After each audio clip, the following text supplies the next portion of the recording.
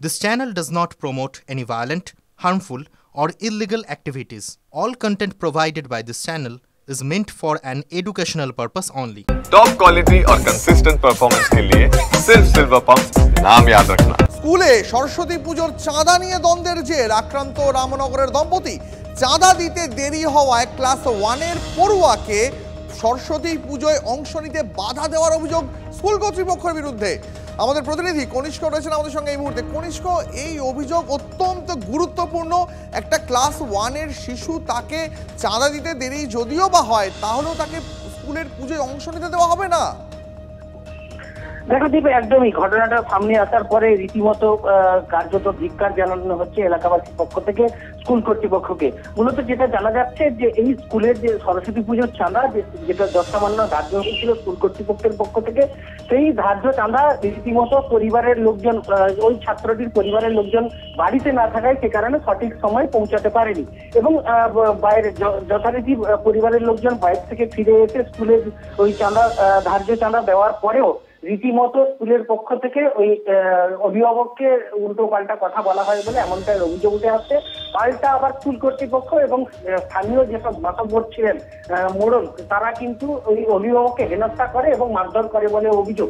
সমগ্র বিষয়টা নিয়ে রীতিমতো ওই ছাত্রকে স্কুলের সরস্বতী পুজোর যে প্রীতিভোজ ছিল এবং স্কুলের প্রসাদ বিতরণী ক্ষেত্রে তাকে বাধা দান করা হয় এবং তাকে প্রসাদ গ্রহণ করতে দেওয়া হয় না বলে এমনটাই জানা যাচ্ছে। সমগ্র বিষয়টা নিয়ে ইতিমধ্যেই একাধিক অভিযোগ জমা পড়েছে রামনগর থানার একাধিক ব্যক্তির বিরুদ্ধে অভিযোগ জমা পড়েছে।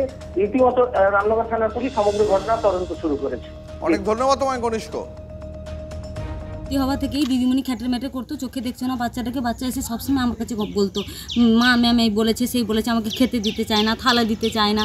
মাঝে সাঝে আমি বাড়ি থেকে থালা দিলে সে খেত, এভাবে করতো। আমি আর বলিনি, আমি আর বলতো তুমি বলো তুমি বলো, তুমি তাদের কাছে কমপ্লেন করো, তা আমরা দিচ্ছি না কেন তাদেরকে জিজ্ঞাসা করো।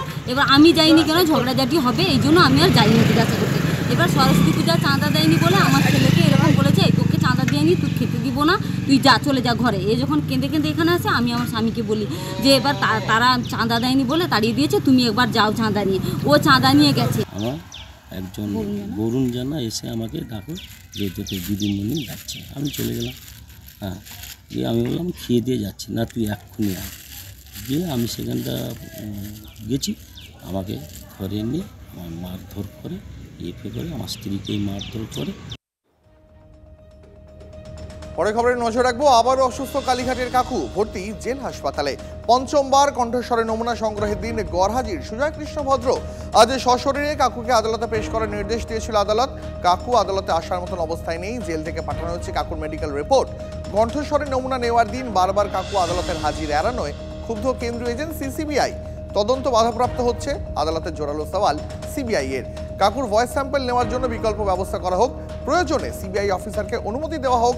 সুজয় কৃষ্ণকে জেল থেকে আদালতে নিয়ে আসার আবেদন সিবিআই এর। ওনাকে প্রেসিডেন্সি কারেকশনাল হোম থেকে জেল সুপার একটা রিপোর্ট পাঠিয়েছে যে উনি এখন প্রেসিডেন্সি জেলে হসপিটালে ভর্তি এবং ওনার হাই ফিভার এবং কাফ হয়েছে এবং সেই কারণে ওনার এসএসকেএম, অ্যাপেলো এবং বাকি যে হসপিটাল যেখানে উনি ছিলেন তাদের অ্যাডভাইস মতো উনি এখন চলছেন। তো সেই কারণেই ফিজিক্যালি ওনার কাছে প্রডিউস করা গেল না ভয়েস স্যাম্পলের জন্য।